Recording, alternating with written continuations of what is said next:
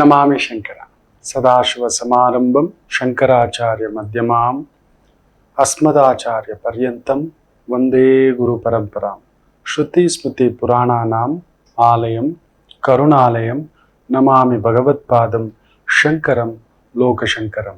ನಾಡಿನ ಸಮಸ್ತ ವೀಕ್ಷಕ ಬಂಧುಗಳ ಪಾದಾರವಿಂದಗಳಿಗೆ ನನ್ನ ಶಿರಸಾಷ್ಟಾಂಗ ನಮಸ್ಕಾರಗಳು. ಎಲ್ಲರಿಗೂ ಶುಭೋದಯ.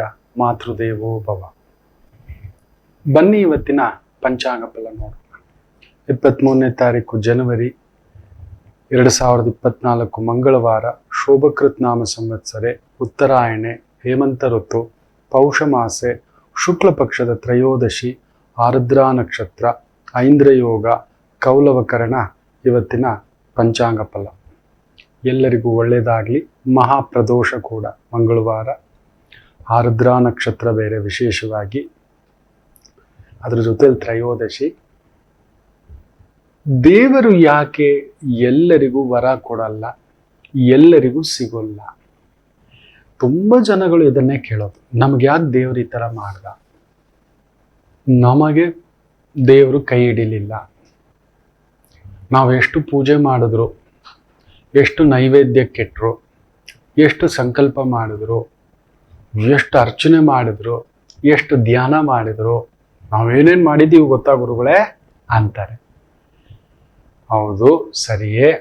ಹಾಗಂತ ತುಂಬ ಜನಗಳು ನಮಗೆ ದೇವರು ವರ ಕೊಡ್ತಿಲ್ಲ, ಸಿಗ್ತಿಲ್ಲ, ಕಾಣ್ತಿಲ್ಲ, ಪ್ರಸಾದ ಕೊಡ್ತಿಲ್ಲ, ನಾವೆಷ್ಟು ಮಾಡಿದ್ರು, ನಾವು ನಿಜಾಯಿತಿಯಿಂದ ಇದ್ದರು. ಅದಕ್ಕೆ ಒಂದು ಅದ್ಭುತವಾಗಿ ರಾಮಕೃಷ್ಣ ಪರಮಹಂಸರ ಒಂದು ಪುಟ್ಟ ಕಥೆ ಇದೆ. ಒಮ್ಮೆ ಒಂದು ಹುಡುಗ ಕುಟುಂಬದ ಜೊತೆ, ಆತನಿಗೆ ದೇವ್ರ ಮೇಲೆ ನಂಬಿಕೆ ಇಲ್ಲ. ಇವರೆಲ್ಲ ಏನೋ ಡೋಂಗಿ ಬಾಬಾಗಳು, ಡೋಂಗಿ ಗುರುಗಳು, ಇದೆಲ್ಲ ಸುಮ್ಮನೆ, ಆ ಪೂಜೆ ಈ ಪೂಜೆ ಇದೆಲ್ಲ ನೀವೇನೇನೋ ಮಾಡ್ತೀರಿ, ಇದರಲ್ಲೆಲ್ಲ ನನ್ನ ನಂಬಿಕೆ ಇಲ್ಲ. ಆದರೂ ತಂದೆ ತಾಯಿ ಯಾವಾಗಲೂ ರಾಮಕೃಷ್ಣ ಪರಮಹಂಸರ ಹತ್ರ ಕರ್ಕೊಂಡು ಬರೋದಂತೆ. ಅವ್ರು ಕುಳಿತು ಅವರಿಗೆ ಅವರ ಒಂದು ಆಧ್ಯಾತ್ಮಿಕ ಚಿಂತನೆ, ಮಾತು, ಸಂಕಲ್ಪ ಅಲ್ಲೆಲ್ಲೂ ತೇಲಿಸ್ದಾಗೆ, ಸತ್ಯದ ಒಂದು ಹುಡುಕಾಟ. ಈ ಒಂದು ಎಳೆದಾಟದಲ್ಲಿಯೇ ಈ ಹುಡುಗನ ಒಂದು ಅತಿಮೀರಿದಂಥ ವರ್ತನೆ ಅವ್ರಿಗೆ ಆಗ್ತಲೇ ಇಲ್ಲ. ಎಷ್ಟು ಕರ್ಕೊಂಡು ಬಂದರೂ ಆತನಿಗೆ ಆ ದಾರಿ ಗಮ್ಯ ಗೊತ್ತಾಗ್ತಿಲ್ಲ. ಹುಡುಕಾಟ, ನಿಜವೇ, ತುಂಟಾಟ, ವಯಸ್ಸಿಗೆ ತಕ್ಕಂಥ ಒಂದು ಭಾವ, ಯೌವನಾವಸ್ಥೆ, ನಾನು ಗಟ್ಟಿ ಇದ್ದೇನೆ, ನಾನು ಓದ್ಕೊಂಡಿದ್ದೇನೆ, ನನಗಾಗುತ್ತೆ, ನಾನು ಮಾಡಬಲ್ಲೆ, ಈ ರೀತಿಯ ಭಾವಗಳಲ್ಲೇ ತೊಳಲಾಟ.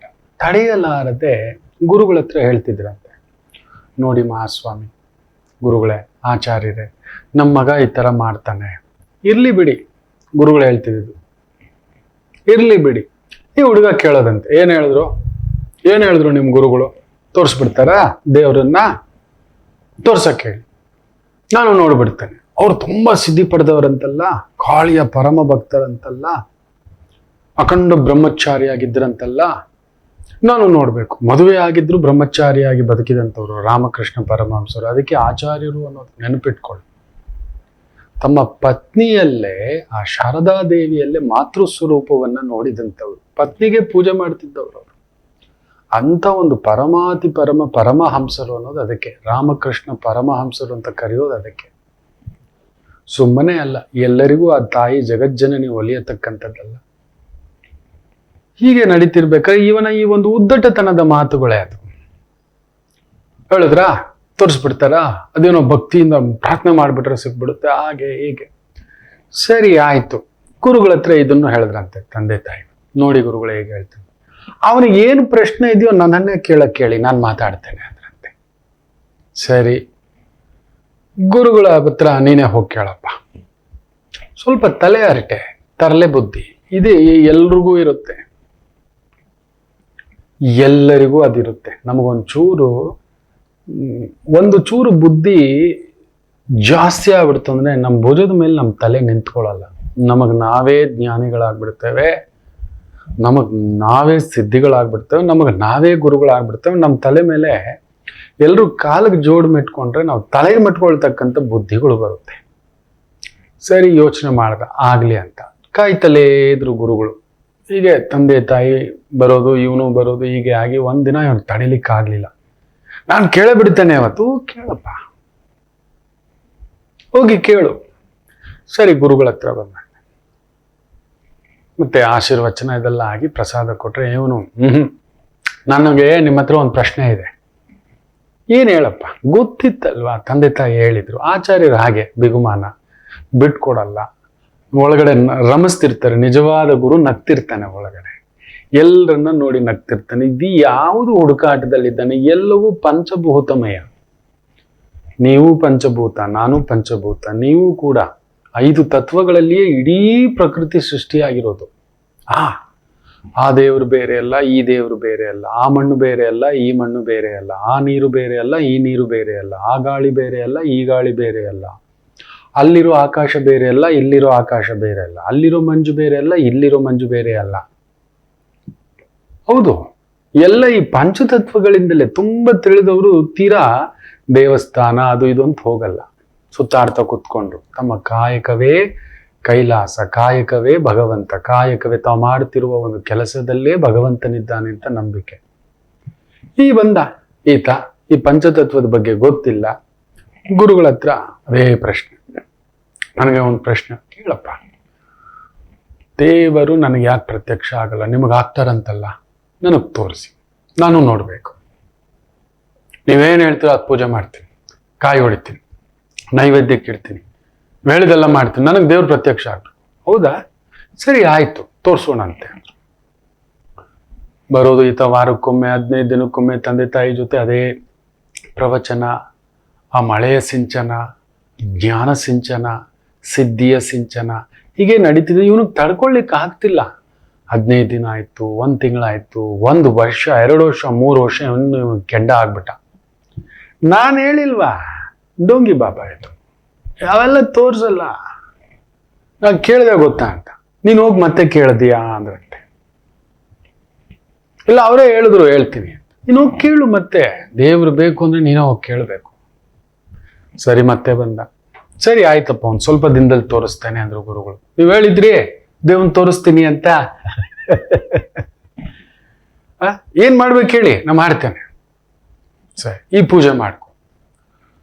1-3 ತಿಂಗಳಾಯ್ತು, ಬಂದ. ನೀವು ಹೇಳಿದೆಲ್ಲ ಮಾಡಿದೆ. ಸರಿ, ಈ ನೈವೇದ್ಯಕ್ಕೆ ಕೇಳು. ಒಳ್ಳೆ 3 ತಿಂಗಳಾಯ್ತು, ನೈವೇದ್ಯಕ್ಕಿಟ್ಟೆ. ಸರಿ, ಈ ಒಂದು ಮಂತ್ರ ಅನುಷ್ಠಾನ ಮಾಡು, ತಗೋ. ಇನ್ನೊಂದು 6 ತಿಂಗಳಾಯ್ತು, 1 ವರ್ಷ ಆಯ್ತು, ನೆತ್ತಿಗೆ ಇರ್ತೀವಿ. ಅವನಿಗೆ ಎಲ್ಲಿ ನನಗೆ ಕಾಣಿಸ್ತಾನೆ ಇಲ್ಲ ದೇವರು ಅಂತ. ಹೌದಾ, ನಿಜವಾಗ್ಲೂ ಕಾಣಿಸ್ಲಿಲ್ವಾ? ಸರಿ, ಒಂದು ಕೆಲಸ ಮಾಡು, ಈ ಭಾನುವಾರ ಬಾ, ತೋರಿಸ್ತಾನೆ. ಕುಣಿದಾಡ್ಬಿಟ್ಟ. ಈ ಡೋಂಗಿ ಬಾಬಾನ ನಿಜ ಸ್ವರೂಪ ತೆಗೆದು ತೋರಿಸ್ಬಿಡ್ತಾನೆ. ಹೇಳ್ದ ತನ್ನ ಮನೆಯವ್ರ ಹತ್ರ, ನೀವು ಸುಮ್ಮನೆ ಹೋಗ್ತೀರಿ, ಕೂತ್ಕೋತೀರಿ, ಆತ ಏನೋ ಬೊಗಳೆ ಬಿಡ್ತಾನೆ, ಇನ್ನೊಂದು ಪ್ರವಚನ, ಅದು ಇದು ಹಾಗೆ ಹೀಗೆ ನಿಮ್ ತಲೆ ಕೆಡಿಸಿ ಹಾಗೆ ಹೀಗೆ ಅಂತ. ಆಯ್ತಲ್ವಾ, ಗುರುಗಳು ಹೇಳಿದಾರಲ್ವಾ, ಯಾಕೋ ಯೋಚನೆ ಮಾಡ್ತೀಯ? ಹೋಗು, ಗುರುಗಳು ಹೇಳಿದಾರಲ್ವಾ, ಈ ಭಾನುವಾರ ಬಾ ಅಂತ, ಹೋಗು, ತೋರಿಸ್ತಾರೆ ಅಂತ. ಇವನಿಗೂ ಆಶ್ಚರ್ಯ. ತಂದೆ ತಾಯಿ ಕೂಡ ಈ ತರ ಹೇಳ್ತಿದ್ದಾರೆ. ಸರಿಯಾಗ್ಲಿ, ನೋಡೇ ಬಿಡೋಣ ಪರೀಕ್ಷೆ ಅಂತ ಭಾನುವಾರ ಬೆಳಿಗ್ಗೆನೆ ಬಂದ್ಬಿಟ್ಟ. ಗುರುಗಳು ತಮ್ಮ ಪಾಡಕ್ಕೆ ತಮ್ಮ ಧ್ಯಾನದಲ್ಲಿದ್ರು. ಧ್ಯಾನದಿಂದ ಹೊರಗಡೆ ಬಂದು ನೋಡಿದ್ರು, ಇವನು ಕಾಯ್ತಿದ್ದಾನೆ. ಏನಪ್ಪ, ನೀವು ಹೇಳಿದ್ರಲ್ಲ ಇವತ್ತು ತೋರಿಸ್ತೀನಿ ಅಂತ. ಓ ಸರಿ ಅಲ್ವಾ, ಒಂದು ಕೆಲಸ ಮಾಡು, ಮಧ್ಯಾಹ್ನದವರೆಗೂ ಕಾಯಿ, ಉಪಹಾರ ಮಾಡ್ಕೋ, ರೆಸ್ಟ್. ಆಗ್ತಿಲ್ಲ ಇವನಿಗೆ. ಮತ್ತೆ ಸುಳ್ಳು ಹಚ್ಕೊಂಡ ಈ ಸ್ವಾಮೀಜಿ, ಏನೋ ತಪ್ಪಿಸ್ಕೊಳಕ್ಕೆ. ಹಗಲು ವೇಷಧಾರಿ ತುಂಬಿಸ್ಕೊಂಡ. ಅಲ್ಲಿ ಕುಳಿತುಕೊಂಡು ಈ ಪುಸ್ತಕ ಓದ್ತಾ ಇರು, ಈ ಒಂದು ಮಂತ್ರವನ್ನ. ಸರಿ, ಏನೋ ಹೇಳಿದ್ದಾರೆ, ಮನಸ್ಸಲ್ಲಿ ಏಕಾಗ್ರತೆಯಲ್ಲಿ ಇಲ್ಲ, ಓದ್ಕೊಂಡು ಕೂತ್ಕೊಂಡ. ಮಧ್ಯಾಹ್ನ ಆಯಿತು, ಊಟ ಆಯಿತು, ಸ್ವಲ್ಪ ರೆಸ್ಟು ಆಯಿತು. ಸಂಜೆ ಒಂದು 4:30-5 ಗಂಟೆಗೆ ಶಿಷ್ಯರ ಕೈಯಲ್ಲಿ ಹೇಳಿ ಕಳಿಸಿದ್ರು, ಕರೀರಪ್ಪ ಅವನು. ಕರೆದ್ರು, ಬಾ ಹಿತ್ತಲ ಕಡೆ ಹೋಗೋಣ ಅಂತ. ಹಿತ್ತಲ ಕಡೆ ಹಾಗೆ ಹೋದರೆ ನದಿ ತೀರ, ಹೋಗ್ಲಿ ನದಿ. ಮಹರ್ಷಿಗಳಿದ್ದಿದ್ದೇ ಪರಮಹಂಸರು ಒಂದು ಪಶ್ಚಿಮ ಬಂಗಾಳದಲ್ಲಿ ಅಲ್ಲೊಂದು ಆಶ್ರಮ ಮಾಡ್ಕೊಂಡಿದ್ರು. ಸರಿ, ಕರ್ಕೊಂಡು ಹೋದ್ರು ಆ ನದಿಯ ತೀರ. ನೋಡು, ಅಲ್ಲಿ ನದಿ ಇದೆಯಲ್ಲ, ಅಲ್ಲಿ ಹೋಗು, ಮೊಣಕಾಲ್ವರೆಗೂ ಹೋಗು, ಹೋಗ್ಬಿಟ್ಟು ಬಗ್ಗಿ ನೋಡು. ನಾನು ಇಷ್ಟು ದಿನ ಹೇಳ್ಕೊಟ್ಟಂಥ ಮಂತ್ರ ಸಾಧನೆ, ಧ್ಯಾನ ಸಾಧನೆ ನೆನೆಸ್ಕೊಂಡು ನೋಡು, ದೇವ್ರು ಕಾಣಿಸ್ತಾನೆ ಅಂತ. ಇವನು ಹೋದ. ಇವನಿಗೆ ನಂಬಿಕೆ ಇಲ್ಲ. ಮತ್ತೆ ಏನೋ ಬುರುಡೆ ಬಿಡ್ತಿದ್ದಾನೆ ಅನ್ನೋ ಒಂದು ಭಾವದಲ್ಲೇ ಹೋದ. ನೀರಲ್ಲಿ ಇಳಿದ. ಮೊಣಕಾಲೇನು, ನಾನು ಇಲ್ಲವರೆಗೂ ಅಂತೇಳಿ ಇಲ್ಲವರೆಗೂ ನಿಂತ್ಕೊಂಡ, ಸೊಂಟದವರೆಗೂ ನೀರು. ಹೀಗೆ ನೋಡ್ತಿದ್ದಾನೆ, ಮಂತ್ರ ಜಪ ಮಾಡ್ತಾ, ಏನೂ ಕಾಣಿಸ್ತಿಲ್ಲ. ಇವನಿಗೆ ಒಂಥರ ಇನ್ನೂ ನೆತ್ತಿಗೆ ಇರ್ತಿದೆ. ಅಷ್ಟ್ರಲ್ಲಿ ಏನಾಯ್ತು ಅನ್ನೋಷ್ಟ್ರಲ್ಲಿ ಯಾರೋ ತಳ್ದಂಗಾಯ್ತು, ಧಮಾಲ್ ಅಂತ. ಗುರುಗಳ ಹಿಂದ್ಗಡೆಯಿಂದ ತಳ್ಳಿರೋದು. ಬಿದ್ದುಬಿಟ್ಟ. ಅಯ್ಯಯ್ಯಪ್ಪ ಅಯ್ಯಯ್ಯಪ್ಪ ಅಯ್ಯಯ್ಯಪ್ಪ ಅಂತಾನೆ ಒದ್ದಾಡ್ತಾನೆ. ಗಂಗಾದೇವಿ ಬಿಡ್ತಾಳ, ತಗೋ ಎಳ್ಕೋ ಮೇಲಕ್ಕೆತ್ತು, ಎಳ್ಕೋ ಮೇಲಕ್ಕೆತ್ತು. ಇನ್ನು ಹೋಯ್ತು ಜೀವ ಅನ್ಕೊಂಡ. ಅಂದುಕೊಳ್ಳುವಾಗ ಕೈ ಮೇಲಕ್ಕೆತ್ತುವಾಗ ಹಿಡ್ಕೊಂಡು ಮೇಲಕ್ಕೆ ಹೊರಗಡೆ ಕರ್ಕೊಂಡು ಬಂದ. ನೀರು ಪೂರ್ತಿ ಕುಡಿದು ಬಿಟ್ಟಿದ್ದಾನೆ, ತಲೆ ಎಲ್ಲ ಭಾರ, ಒಂಥರ ಚಿತ್ತ ಆಗ್ಬಿಟ್ಟಿದೆ. ದೇವ್ರಿಗೆ ತೋರಿಸ್ತೀನಿ ಅಂತ ಮನುಷ್ಯ ತಳ್ಳೆ ಬಿಟ್ಟ. ಏನಿದು ಅಂತ ಹೇಳ್ಬಿಟ್ಟು ಕೇಳಿಬಿಟ್ಟ, ಏನ್ ಗುರುಗಳೇ ಇದು ಅಂತ. ಅಲ್ಲಯ್ಯ, ನೀನೀಗ ನೀರಿನಲ್ಲಿ ಬಿದ್ದೀಯಲ್ಲ, ಹೊರಗಡೆ ಬರಬೇಕು, ಹೊರಗಡೆ ಬರಬೇಕು, ನನ್ನನ್ನು ಕಾಪಾಡಬೇಕು ಅಂತ, ಕಾಪಾಡ್ಕೋಬೇಕು ಅಂತ ತಪನೆ ಇತ್ತ ಅನ್ನೋ. ಅಯ್ಯೋಯ್ಯೋ ಎಷ್ಟಿತ್ತು ಗೊತ್ತಾ ಅನ್ನ, ಎಷ್ಟಿತ್ತು. ಎಲ್ಲ ಮರ್ತೋಗಿದ್ದೆ. ಏನೇನು ಮರ್ತೋಗಿದ್ದೆ? ನನ್ನ ಕೋಪ, ಸಿಟ್ಟು, ಆತರ, ನನ್ನನ್ನು ಬೈದಿದ್ದು, ಅದು ಮರ್ತೋಗಿದೆ. ನನ್ನನ್ನು ತೆಗಳಿದ್ದು, ಅದು ನಾನು ಕೊಟ್ಟ ಮಂತ್ರಗಳು, ನೈವೇದ್ಯಗಳು, ಪೂಜೆಗಳು, ನಿನ್ ತಂದೆ, ನಿನ್ ತಾಯಿ, ನಿನ್ ಗುರಿ, ನಿನ್ ಕನಸು, ದೊಡ್ಡ ಕೆಲಸ, ದೊಡ್ಡ ಸಂಬಳ ಎಲ್ಲ ಮರ್ತೋಗ್ಬಿಟ್ಟಿದೆ. ಕಾಪಾಡೋದಷ್ಟೇ, ಬರಬೇಕು ಅನ್ನೋದು. ಆ ತಪನೆಯಿಂದ ಯಾವತ್ತಾದರೂ ಭಗವಂತನನ್ನು ಹುಡುಕಿದ್ದೀಯಾ ಅಂತ ಕೇಳ್ತಾರೆ.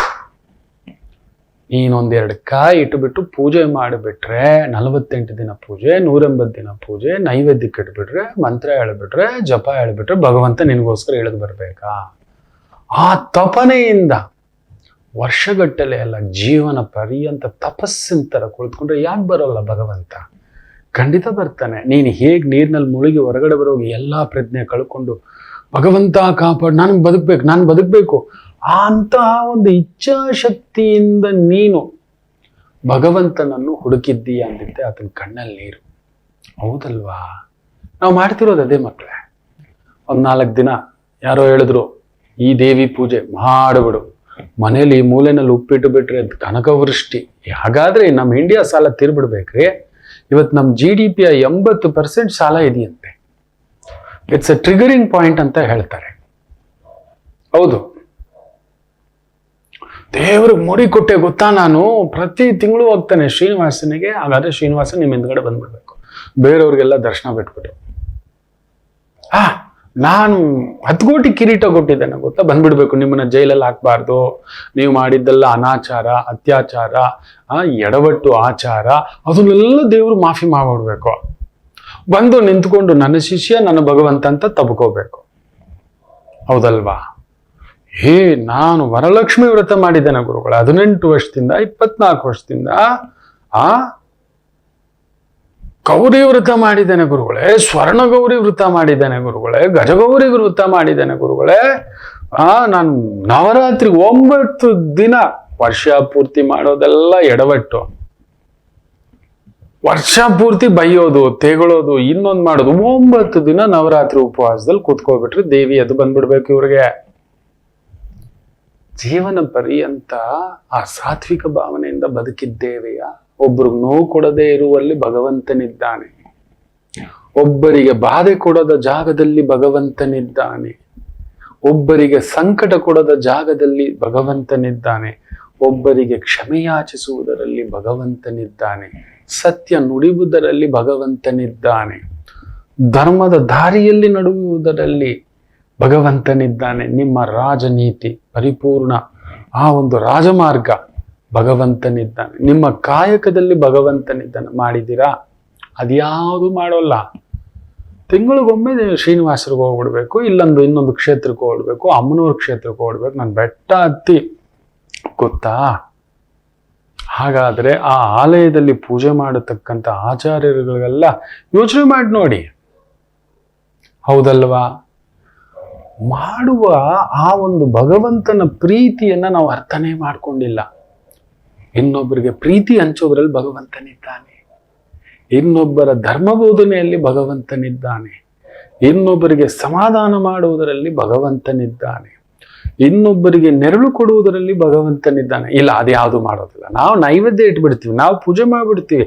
ಅತ್ತೆನ ಚುಚ್ಚೋ ತರ ಚುಚ್ಚೋದು, ಮಗನನ್ನ ಸೊಸೆಯಿಂದ ದೂರ ಮಾಡೋದು, ಸೊಸೆಯನ್ನು ಓಡಿಸೋದು, ಅತ್ತೆಯನ್ನ ಮಗನಿಂದ ತಾಯಿಯನ್ನ ಮಗನಿಂದ ದೂರ ಮಾಡೋದೆಲ್ಲ ಅನಾಚಾರ. ಭಗವಂತ ನೀವು ವ್ರತ ಮಾಡಿಬಿಟ್ರೆ, ನೈವೇದ್ಯಕ್ಕೆ ಇಟ್ಬಿಟ್ರೆ, ಮಂತ್ರಾನುಷ್ಠಾನ, ನಾನು ಲಲಿತಾ ಸಹಸ್ರನಾಮ ಹೆಂಗ್ ಹೇಳ್ತೀನಿ ಗೊತ್ತಾ ಗುರುಗಳೇ, ಆಹಾ ಆಹಾ ಆಹಾ.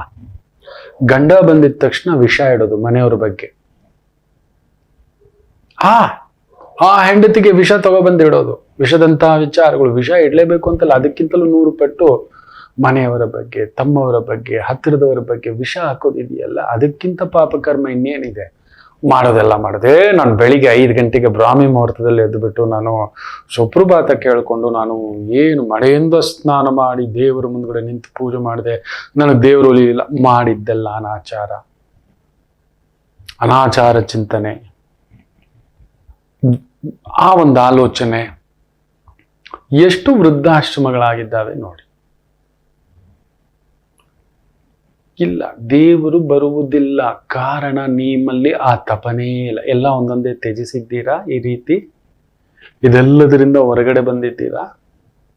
ಮಾಡುವ ಕೈಂಕರ್ಯದ ಕಡೆ ಗಮನ ಕೊಟ್ಟಿದ್ದೀರಾ, ಪ್ರೀತಿಸಿದ್ದೀರಾ, ತೊಂದರೆ ಕೊಡದೆ ಬದುಕಿದ್ದೀರಾ, ನೋವು ಕೊಡದೆ ಬದುಕಿದ್ದೀರಾ. ಭಗವಂತ ಪ್ರತ್ಯಕ್ಷ ಆಗು ಅಂದ್ರೆ ಎಲ್ಲಿಂದ ಪ್ರತ್ಯಕ್ಷ ಆಗ್ತಾನೆ ಮಕ್ಕಳೇ? ಖಂಡಿತ ಪ್ರತ್ಯಕ್ಷ ಆಗ್ತಾನೆ. ನೀವು ಆ ಸಿದ್ಧಿಯಿಂದ ಪ್ರಾರ್ಥನೆ ಮಾಡ್ತಿಲ್ಲ, ಸಿದ್ಧಿಯಿಂದ ಬದುಕುತ್ತಿಲ್ಲ, ಬದ್ಧತೆಯಿಂದ ಬದುಕುತ್ತಿಲ್ಲ. ಅಯ್ಯೋ ನನ್ನಪ್ಪ ಹೋಗ್ಬಿಟ್ಟ ಅಳ್ತಾ ಕೂತ್ಕೊಳ್ಳೋದು, ಮಾಡೋ ಕರ್ತವ್ಯ ಬಿಟ್ಟು. ನನ್ನ ಮಗ ಕೆಟ್ಟೋಗ್ಬಿಟ್ಟ, ಇತ್ತು ಸರಿ, ನಿಮ್ ಕರ್ತವ್ಯ ನೀವೇನ್ ಮಾಡ್ಬೇಕು ಮಾಡಿ, ಹೊರಗಡೆ ಹಾಕಿ ಹೊರಗಡೆ. ಇನ್ನೂ ಅವನನ್ನ ಅಂಟುಕೊಂಡು ಅಪ್ಪಿಕೊಂಡು ಅಯ್ಯೋ ಅವನ್ ಬದಲಾಗೋಲ್ಲ. ಮೊನ್ನೆ ಒಂದು ಜಾತಕ ಅದ್ಭುತ, ತಾಯಿ ಜೀವ. ನಾನು ದೇವ್ರನ್ನ ಪ್ರಾರ್ಥನೆ ಮಾಡಲ್ಲ ಗುರುಗಳೇ, ನೀನೇ ದೇವಿಯಮ್ಮ ಅಂತೆ.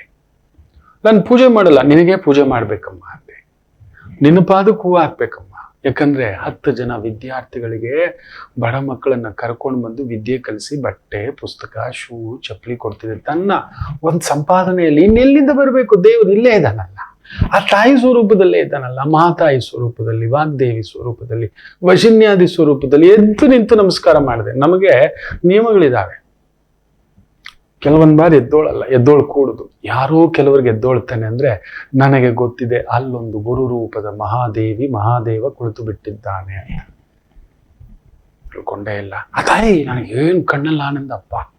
ಒಂದು 10 ಮಕ್ಕಳನ್ನ ದತ್ತಕ್ಕೆ ತಗೊಂಡಿದೆ, ಹೋಗ್ತಿದೆ, ಕರ್ಕೊಂಡು ಬರ್ತಿದೆ, ಕೋಚಿಂಗ್ ಮಾಡ್ತಿದೆ, ಟ್ರೈನಿಂಗ್ ಮಾಡ್ತಿದೆ, ಟ್ಯೂಷನ್ ಕೊಡ್ತಿದೆ, ಬಟ್ಟೆ ಕೊಟ್ಟಿದೆ, ತಿಂಡಿ ಕೊಟ್ಟಿದೆ, ಬಿಸಿ ಬಿಸಿ ಅಡಿಗೆ ಮಾಡಿ ಬಡಿಸುತ್ತೆ.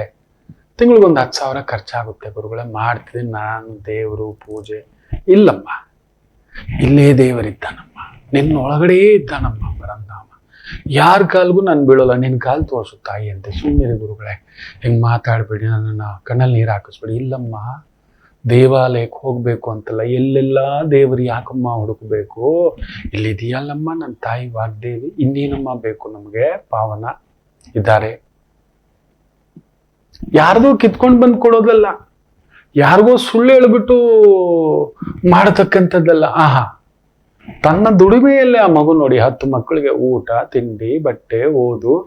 ಸರ್ಕಾರಿ ಮಕ್ಕಳನ್ನ ಕರ್ಕೊಂಡು ಒಂದು ಒಳ್ಳೆ ಬಟ್ಟೆ ಹಾಕ್ಸಿದೆ. ನನ್ನ ಮಟ್ಟಕ್ಕೆ 10 ಕೊಡ್ತಾನೆ ಬಿಡಮ್ಮ ರಾಮ. ಬೇರೆ ಯಾವುದೋ ತರದಲ್ಲಿ ನನಗೂ ಗೊತ್ತಿದ್ದಾರೆ, ಅದೊಂದು ಹೇಳಬಾರ್ದು, ಮಾಡಿದ್ದು ಹೇಳಬಾರ್ದು ಅಷ್ಟೇ. ರಾಮನ ಸೇವೆಯಲ್ಲಿ ಅಳಿಲು ಸೇವೆ. ರಾಮ ಎಲ್ಲೂ ನೋಡಿಲ್ಲ, ಇಲ್ಲೇ ನೋಡಿದೆ. ಸೀತಮ್ಮನ ಎಲ್ಲೂ ನೋಡಿಲ್ಲ, ಇಲ್ಲೇ ನೋಡಿದೆ ರೀ. ಆದ್ರೆ ಕೆಲವ್ರು ನೋಡ್ಬೇಕು. ನಾವು 1000 ಜನಕ್ಕೆ ವಿದ್ಯೆ ಕೊಡ್ತಿದ್ದೀವಿ ಗೊತ್ತಾ? ಎಷ್ಟು ಜನ ತಲೆ ಹೊಡೆದು ದುಡ್ಡು ತಗೊಂಡ್ ಬಂದು ಕೊಟ್ಟಿದ್ದೀವಿ. ಮೋಸ ಮಾಡಿ ತಗೊಂಡ್ ಬಂದು ಕೊಟ್ಬಿಟ್ಟು ನೀವು ಪೂಜೆ ಮಾಡಿಸ್ಬಿಟ್ರೆ, ದಾನ ಮಾಡಿಬಿಟ್ರೆ, ನೈವೇದ್ಯಕ್ಕೆ ಇಟ್ಬಿಟ್ರೆ, ಕಿರೀಟಕ್ಕೆ ಇಟ್ಬಿಟ್ರೆ, ಭಗವಂತ ಬಂದ್ಬಿಟ್ಟು ನಿಮ್ ಶಿಕ್ಷೆಗಳನ್ನೆಲ್ಲ ಕ್ಷಮಾಪಣೆ ಮಾಡಿಬಿಟ್ಟು. ಹೌದು, ಕೆಲವೊಂದ್ ಕಡೆ ಇದಾವೆ. ನೀವು ವರ್ಷಕ್ಕೆ 1500 ರೂಪಾಯಿ ಕೊಟ್ರೆ ಭಗವಂತನ ಹತ್ರ ಮಾತಾಡ್ಬಿಟ್ಟು ನಿಮ್ಮ ತಪ್ಪುಗಳನ್ನ ಕ್ಷಮೆ ಮಾಡಿಸ್ಬಿಡ್ತಾನೆ. ಅಯ್ಯೋ ರಾಮಚಂದ್ರ, ಇದೆಯಲ್ಲಿಂದಲೂ ಬಂತು ಹೊಸ ಟೆಕ್ನಿಕ್ಕು ಅಂತ ಅನ್ಕೊಂಡೆ. ನೀವು ನಂಬಲ್ಲ, ಆ ರೀತಿ 1000 ಕೋಟಿ ಕಲೆಕ್ಷನ್. 1000 ಕೋಟಿ, 1 ಕೋಟಿ 2 ಕೋಟಿ ಅಲ್ಲ. ನಿಮ್ಮ ತಪ್ಪು ನೀವು ಬರ್ಲೇಬೇಕು. ವರ್ಷಕ್ಕೊಮ್ಮೆ ಆದ್ರೂ ಬಂದು ನೀವು ಆ ಪಾಪಗಳನ್ನ ಕ್ಷಮೆ ಯಾಚಿಸ್ಲಿಕ್ಕೆ ನೀವು ನಮ್ಗೆ ದಾರಿ ತೋರಿಸಿ ಅಂತ ಫೀಸ್ ಕಟ್ಟಬೇಕು. ನೀವು ನಂಬ್ತೀರಾ? 1500ರಿಂದ 15,000, ಒಬ್ಬೊಬ್ಬರಿಗೆ 1500. ಮನೆಯಲ್ಲಿ 5 ಜನ ಇದ್ದಾರೆ ಅಂದ್ರೆ 7,000 ಮಿನಿಮಮ್. ಅದು 15,000 ಆಗ್ಬೋದು, 30,000 ಆಗ್ಬೋದು. ಕೆಲವ್ರು ನೋಡ್ತಾರೆ ಅದಕ್ಕೆ ತಕ್ಕಂತೆ. ಇಲ್ಲ, ನೀನ್ 30,000 ಕಟ್ಟಬೇಕು, ಡಬಲ್ ನಿನಗೆ. ಓಹೋ, ಇಲ್ಲಿ ನೋಡಿ, ಇದಕ್ಕೊಂದು ವೇಷ ಹಾಕೊಂಡು ಈ ರೀತಿ ದೇವರು ನಿಜವಾಗ್ಲೂ ಪ್ರತ್ಯಕ್ಷ ಆಗ್ತಾನೆ. ರಾಮಕೃಷ್ಣ ಪರಮಹಂಸರು ತೋರಿಸ್ಕೊಟ್ಟಿದ್ದು ಅದೇ ಆತನಿಗೆ. ನಮ್ಮಲ್ಲ ಆ ತಪನೇ ಇಲ್ಲ, ಆ ತಪಸ್ಸಿಲ್ಲ. ನಾವೇನು ಗೊತ್ತಾ, ನಾನು ಯಾರು ಗೊತ್ತಾ, ನಾನು ಏನು ದಾನ ಮಾಡ್ತಿದ್ದೇನೆ ಗೊತ್ತಾ, ನಾನು ಏನು ಮಾಡ್ತಿದ್ದೇನೆ ಗೊತ್ತಾ, ಮೊದಲು ಈ ತಿಳುವಳಿಕೆಯಿಂದ ಹೊರಗಡೆ ಬನ್ನಿ. ಮಾಡುವ ಕೆಲಸದಲ್ಲಿ ತೃಪ್ತಿಯಾಗಿ, ನ್ಯಾಯಬದ್ಧವಾಗಿ, ಧರ್ಮಬದ್ಧವಾಗಿ, ಸತ್ಯನಿಷ್ಠ ಪ್ರಾಮಾಣಿಕತೆಯಿಂದ ಮಾಡಿ. ಪ್ರೀತಿಸ್ತಾ ಮಾಡಿ. ಹೌದು, ಇಲ್ಲ, ಆಯ್ತು, ಕ್ಷಮೆ. 27 ವರ್ಷದಿಂದ ನರಕ ಒಂದು ತಾಯಿ ಜೀವ. ನಾ ಹೇಳಿದೆ, ಬುದ್ಧಿಗಿದೆ ಇದೆಯಾ ಕುಮಾರಿ, ತಾಯಿ ಜೀವ, ಇಷ್ಟು ದೊಡ್ಡ ಮಕ್ಕಳಿದೆ, ಇನ್ನು 50 ದಾಟಿದೆ, ಆಕೆ ನಾಲ್ಕು ಆಡಬಾರ್ದು ಮಾತು. ಮಕ್ಕಳೇ ವ್ಯಭಿಚಾರದ ಮಾತು ಮಾತಾಡ್ತಾನೆ. ನನ್ನ ಮುಂದುಗಡೆ ಮಾತಾಡಿದ್ದಂದ್ರೆ ಮೇಲಿಂದ ಕೆಳಗಡೆವರೆಗೂ ಸೀಳ್ಬಿಡ್ತಿದ್ನೇನೋ. ಆ ಕೋಪ, ಆ ದಾಹ. ಹೇಳಿದೆ, ಏನು ತಾಯಿ, ಮಕ್ಕಳು ಬೆಳೆದು ಬಿಟ್ಟಿದ್ದಾರೆ, ಎದ್ದು ಬಂದ್ಬಿಡೋ, ಏನಕ್ಕೋ ಇಂಥ ಮಾತುಗಳು ತಾಯಿ? ಎಲ್ಲಿಂದ ಬರ್ತಾನೆ ಭಗವಂತ ಇಂಥವರಿಗೆ? ನಾವು ಭಗವಂತನಾಗಬೇಕು ಆಗ ಶಿಕ್ಷೆ ಕೊಡ್ಲಿಕ್ಕೆ. ಯಾವಾಗ ಅಧರ್ಮದ ಎಲ್ಲೆ ಮೀರಿ ನಿಲ್ಲುತ್ತದೋ ಆಗ ಧರ್ಮದೇವತೆ ಎದ್ದು ನಿಲ್ಲುತ್ತಾಳೆ ಶಿಕ್ಷಿಸಲು ಅಂತ. ಇನ್ನೂ ಆ ಥರ ಪೊಳ್ಳುದೊಂದು ಸಂಕೋಲೆ ಹಾಕೊಂಡು ಕೂತ್ಕೋಬೇಡಿ. ನಾವು ಪೂಜೆ ಮಾಡ್ತಿದ್ದೀವಿ, ನಾವು ನೈವೇದ್ಯ ಇಡ್ತಿದ್ದೀವಿ, ನಾವು ನಿತ್ಯ ಪ್ರಾರ್ಥನೆ ಮಾಡ್ತಿದ್ದೀವಿ, ನಾವು ನಿತ್ಯ 3 ಕಾಲ ಸಂಧ್ಯಾ ವಂದನೆ ಮಾಡ್ತಿದ್ದೀವಿ. ಮಾಡೋ ಅಮ್ಮ ಅಪ್ಪನಿಗೆ ಊಟ ಹಾಕಿಲ್ಲ, ಹೆಂಡತಿ ಮಕ್ಕಳನ್ನ ಚೆನ್ನಾಗಿ ನೋಡ್ಕೊಂಡಿಲ್ಲ, ಗಂಡನಿಗೊಂದೊಳ್ಳೆ ತಿಂಡಿ ಇಟ್ಟಿಲ್ಲ, ಮಾಡೋ ಕರ್ತವ್ಯದಲ್ಲಿ ನಿಯಮ ಯಮ ಎರಡೂ ಇಲ್ಲ. ಎಲ್ಲಿಂದ ಬರ್ತಾನೆ ಭಗವಂತ? ಕಾಪಾಡೋದು ಒಂದು ಮನುಷ್ಯ ರೂಪದಲ್ಲಿಯೇ ಬರೋದು, ನೆನಪಿಟ್ಟುಕೊಳ್ಳಿ. ರಾಮಕೃಷ್ಣ ಪರಮಹಂಸರು ಅದನ್ನೇ ಹೇಳೋದು. ತಳ್ಳಿಸ್ದವನು ಅವನೇ, ಭಗವಂತನ ಪ್ರೇರೇಪಣೆಗೆ ಕರೆಸಿ ಹೊರಗಡೆ ನೋಡು ನನ್ನ ರೂಪದಲ್ಲಿ ಬಂದು. ಯಾವುದೋ ಒಂದು ನಿನ್ನ ತಂದೆ ತಾಯಿ ಮಾಡಿದ ಸೇವೆ ಬಿಟ್ಟೋಗ್ಬಿಡ್ಬೋದಿತ್ತು ನಾನು, ಇಲ್ಲ, ಆ ಹುಡುಕಾಟ ನನ್ನ ರೂಪದಲ್ಲಿ ನನ್ನ ಒಳಗಡೆಯಿಂದ ಬಂದು ಕಾಪಾಡಿರಬಹುದು. ಯಾವುದೋ ರೂಪದಲ್ಲಿ ನಮ್ಮನ್ನು ಕಾಪಾಡಿರ್ತಾನೆ ಖಂಡಿತ. ಭಗವಂತ ಕಲಿಯುಗಕ್ಕೆ ನೇರವಾಗಿ ಬರುವುದಿಲ್ಲ, ಇದನ್ನ ನೆನಪಲ್ಲಿ ಇಟ್ಕೊಳ್ಳಿ. ಅದರಿಂದ ಭಗವಂತ ದೇವರು ಯಾಕೆ ನಮಗ್ ಕಾಣ್ತಿಲ್ಲ, ವರ ಕೊಡ್ತಿಲ್ಲ, ನಮಗ್ ಶಾಪ ಕೆಲಸಗಳು ಮಾಡ್ತಿದೀವಿ ನಾವು. ಒಬ್ಬರಿಗೆ ಒಳ್ಳೆಯವರಾಗ್ಲಿಕ್ಕೆ ಹೋಗಿ ನಾವು 100 ಜನನ ಕೆಡಿಸ್ತೇವೆ. ಇಲ್ಲ, ತಪ್ಪು, ಮಹಾ ತಪ್ಪುಗಳು. ಹೆಂಡತಿನ ಚೆನ್ನಾಗಿ ಇಟ್ಕೋಬೇಕು ಅಂತ ಅಮ್ಮನ ದೂರ, ಅಪ್ಪನ ದೂರ, ಎಲ್ಲ ಬಂಧುಗಳನ್ನ ದೂರ, ಇನ್ನೊಂದು ಇವತ್ತು ಆಗ್ತಿರೋದು ನೋಡಿ. ದಯಮಾಡಿ ಇನ್ನು ಮೇಲೆ ಆ ಇಚ್ಛಾಶಕ್ತಿಯಿಂದ ಮಾಡಿ. ಬೆಳ್ಳಂಬೆಳಿಗ್ಗೆ ಎದ್ದು ಭಗವಂತನ ಆ ದೃಷ್ಟಿ, ಆ ನೇರ ದೃಷ್ಟಿ. ಬೆಳಗ್ಗೆ ನನಗೆ ಮೊದಲ ದರ್ಶನ ಗೊತ್ತಾ, ಏನೂ ಸಿಗೋಲ್ಲ.